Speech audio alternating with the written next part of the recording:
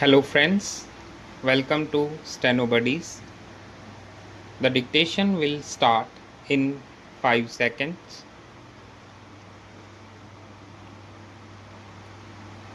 I should like now to make a few observations on the budget. This budget marks a turning point in the history of our country. It is no use attempting, as some of my friends have done, either to deprecate the budget very strongly or to suggest that we are not witnessing a new revolution in our methods of fiscal training and technique. I want it to be quite clearly pointed out to my friends that we are now facing the lean years of Indian finance. Hitherto, we had revenue surpluses which were a form of public saving and which were meant to be utilized for capital development. Hereafter, this form of revenue surplus would not be available. We have therefore to find out ways and means of implementing our great program of national reconstruction at minimum cost.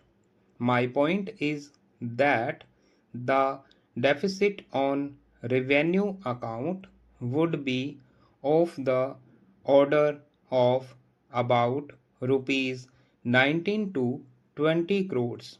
Here, let me point out that I do not agree with those of my friends in the finance department who have attempted to suggest that rupees 9 or 18 crores which are obtained from Pakistan should be put to the revenue side of the budget.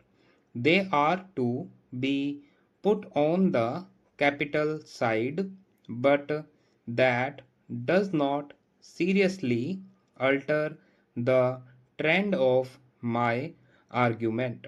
What I am suggesting is that we would have to be prepared for a deficit of a much higher order even on the revenue side. That itself should make us realize that there are very many problems which we have to face and that we have to undertake ways and means of increasing the resources of our country so that it might be possible for us to have a greater amount of surplus or a greater amount of public saving for the purpose of financing capital development. The finance minister, in the course of his speech, Mr. Deputy Minister, pointed out that the deficits during the past 2 years were of the order of rupees 83 crores. I venture humbly to disagree with him because I feel that when we are talking of deficits, we must take into account the overall deficit incurred by the central government, and that would be of the order of rupees 200 crores. During the years of relatively light expenditure, we had a shortfall of about rupees 200 crores. Undoubtedly, now when we are going to have a very great amount of expenditure, we might have a greater amount of deficit, and we would have to find out ways and means of trying to meet our capital expenditure.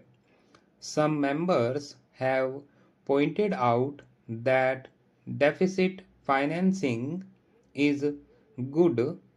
Others have pointed out that it is poison.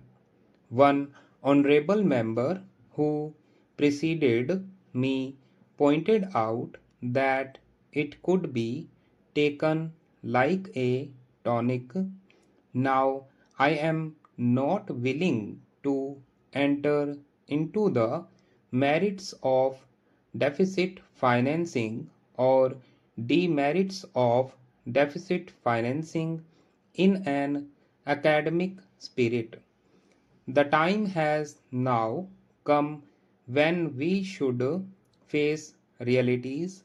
I do suggest that we have to indulge in deficit financing because without indulging in deficit financing, it would be not possible for us to indulge in capital expenditure on such a large scale.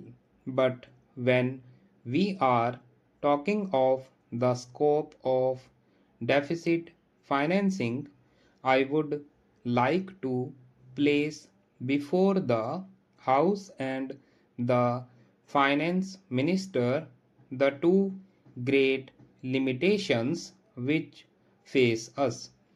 The first limitation that faces us is that concerning the internal price level.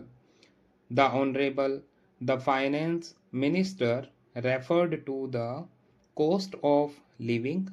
He said that he was going to keep a watch over the cost of living so that it may not shoot up within a short period and make a mess of the plans of capital development. But there is another limitation which has also to be borne in mind, a limitation which has not received as much notice as it should have done in all the discussions that have taken place on deficit financing. That limitation is the external limitation or the limitation which arises on account of our balance of payments position.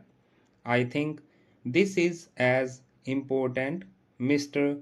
Deputy Speaker, as the internal price level, and I should like to elaborate that particular point a bit more because I feel that a time will shortly arrive when we might have either to consider our policy or might even have to leave the Sterling Club of which we are a member. The second serious limitation is as serious as the first.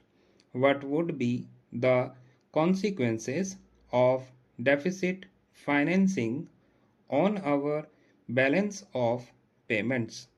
The finance minister in his budget speech points out that so far as the balance of payments position is concerned, they have now, whether it is by accident or design, a favorable balance, and they have contributed about rupees 63 crores to the dollar pool during the past 6 months.